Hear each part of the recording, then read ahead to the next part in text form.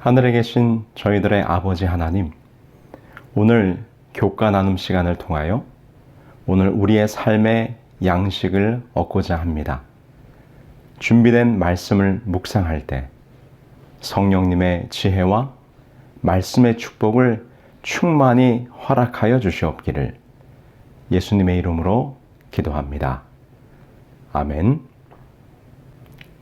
성도 여러분, 안녕하세요. 매일 교과 나눔 시간에 오신 여러분들을 환영합니다. 저는 이번 에베소서 연구 제7과를 함께 나눌 서상규입니다.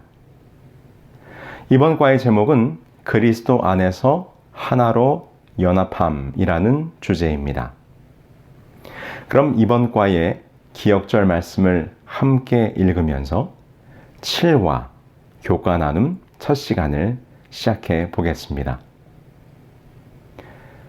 그가 어떤 사람은 사도로, 어떤 사람은 선지자로, 어떤 사람은 복음 전하는 자로, 어떤 사람은 목사와 교사로 삼으셨으니 이는 성도를 온전하게 하여 봉사의 일을 하게 하며 그리스도의 몸을 세우려 하심이라. 이번 교과를 시작하면서 이 교과의 저자는 우리에게 이솝 우화의 이야기를 들려줍니다. 그 이야기의 제목은 배와 발인데요. 내용은 이렇습니다. 배와 발이 서로의 중요성에 대해 다투고 있었습니다. 발은 자신이 훨씬 더 힘이 세서 배를 업고 다닌다고 말하며 자신이 훨씬 중요하다고 주장을 했지요. 그러자 배가 이렇게 말합니다. 하지만 친구야, 내가 음식을 먹지 않으면 넌 아무것도 업을 수 없을 거야. 네, 배와 발은 하나의 몸입니다. 어느 것 하나를 떼어두거나 할 수 없고 그렇다고 어느 것이 더 중요하다고도 말할 수 없는 것이죠. 바울은 오늘 에베소 교회를 향해서 그리고 우리를 향하여 우리가 성령으로 하나가 되어야 함을 바로 이 몸, 지체의 비유를 통하여 말씀하고 있는 것입니다. 이제 사도 바울은 다양한 부류의 사람들이 모여있던 이 에베소 교회를 향하여 그의 마음을 담은 사랑의 권면을 시작하는데 그것은 연합에 대한 것이었습니다. 에베소서의 후반부 곧 4장에서 6장은 하나됨에 대한 권면을 담고 있습니다. 우리는 이번 과를 통해서 에베소서 4장 1절에서부터 16절의 말씀을 함께 나누게 될 것입니다. 여러분, 하나됨, 연합이란 무엇인가요? 특별히 우리의 교회에서 이 연합이란 주제는 얼마나 중요한 것인가요? 우리는 사도 바울의 권면 이전에 요한복음 17장에 기록된 예수님의 기도를 볼 때 주님께서 이 연합과 하나됨의 주제를 매우 중요하게 여기셨음을 알 수 있습니다. 요한복음 17장 11절에 있는 말씀을 보시겠습니다. 나는 세상에 더 있지 아니하오나 저희는 세상에 있사옵고 나는 아버지께로 가옵나니 거룩하신 아버지여 내게 주신 아버지의 이름으로 저희를 보존하사 우리와 같이 저희도 하나가 되게 하옵소서. 여러분, 요한복음 17장의 기도는 예수님께서 피땀을 흘리며 기도하시던 겟세마네의 기도이셨습니다. 예수님은 그날 밤 당신이 고통 가운데 쓰시게 될 가시관이나 당신에게 죽음의 고통을 맛보게 할 못이나 창을 생각하지 않으셨습니다. 그분의 기도는 이 교회를 염려하고 걱정하는 기도였습니다. 아버지께서 내 안에, 내가 아버지 안에 있는 것 같이 저희도 다 하나가 되어 우리 안에 있게 하사 세상으로 아버지께서 나를 보내신 것을 믿게 하옵소서. 요한복음 17장 21절의 말씀입니다. 예수님께서는 교회의 연합을 위하여 기도하셨습니다. 제자들의 성격이 각기 다르지만 그들이 복음을 전하는 일념으로 하나가 되기를 바라셨습니다. 성도 여러분, 생각해 보십시오. 그분의 12명의 제자들이 서로 죽이 잘 맞는 그런 성격들이었습니까? 베드로는 생각나는 대로 내뱉고 마태는 세리처럼 꼼꼼하고 도마는 의심이 많은 사람이며 야고보와 요한은 성질이 불같이 급한 사람들이었습니다.